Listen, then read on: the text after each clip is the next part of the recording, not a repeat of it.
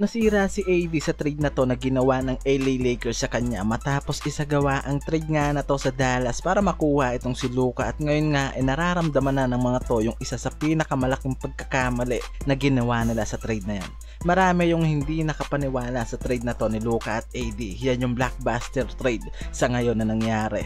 Halos wasakin ng trade na to yung fanbase ng Dallas Mavericks. At sa nangyaring laban nga ng Dallas kontra sa Sacramento Kings, kung saan sila mismo ang host team, may mga ilang fans ang nagpakita ng simpatya at nasa karatula ng mga to ang salitang "Fires Nico". Yan kasi yung sinisisi dyan ng buong Dallas fans, itong general manager na si Nico Harrison na nagsagawa ng trade na to, at sila pa mismo ang lumapit sa Lakers para nga makuha at matuloy yung Luka and AD trade. And unfortunately, nararamdaman na nila yung malaking pagkakamali nila na ginawa na bitawan itong si Luka.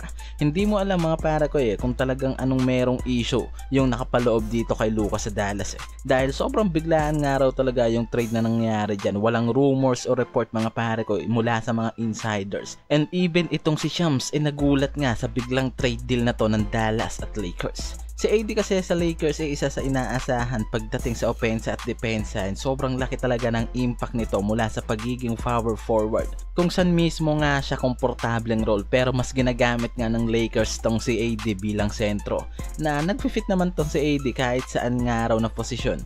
Biruin mo, kaya nitong mag-provide ng 30 points per game and up mula sa posisyon niya na center, and malaki yung role nito ngayon, and di rin nakakapagtaka na isa rin to sa tinitig ng magiging future team leader ng Lakers after nitong si LBJ. Pero katulad nga ng nangyari ngayon, biglaan ng trade itong si AD, and wala nga raw nakakaalam sa trade na yan na nangyari. And kahit naman sigurong anong team na napitan itong Dallas sa trade na involved itong superstar nilang si Luka, igagrab nga raw for sure yung trade offer na yan. And swerte nga lang talaga itong Lakers dahil sila yung unang team na inopera nitong Dallas dyan.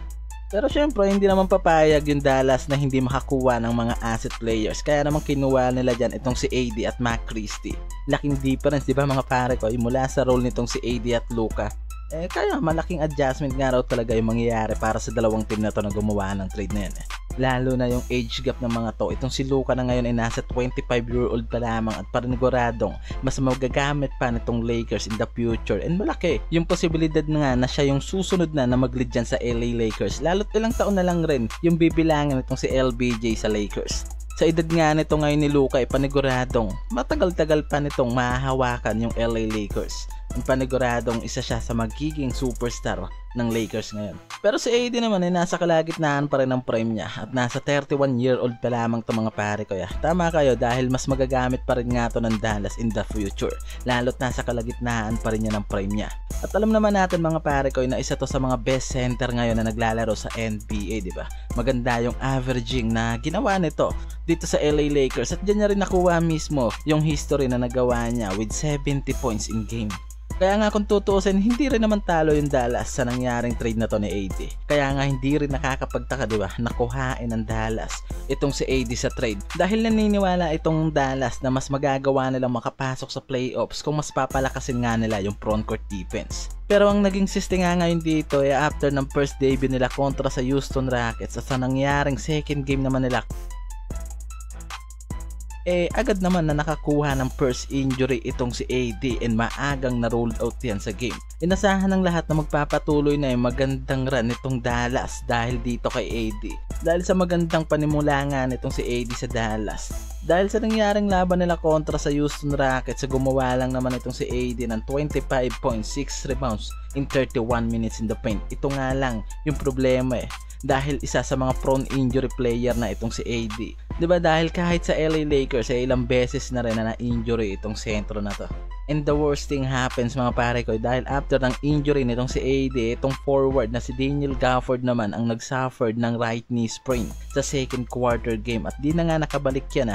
Ganon din itong si Derek Lively na ngayon nga expected na rin na mawawala ng ilang games. And ang masama nga itong si AD na inaasahan pa man din nila na magbibigay ng malaking impact sa kanila pagdating sa frontcourt defense and offense. Ngayon nga ina-report na multiple weeks mawawala itong si AD. Kaya naman talagang wasak na wasak nga raw ngayon yung frontcourt nitong Dallas. Mula dito kila Gafford, Lively and also itong si AD.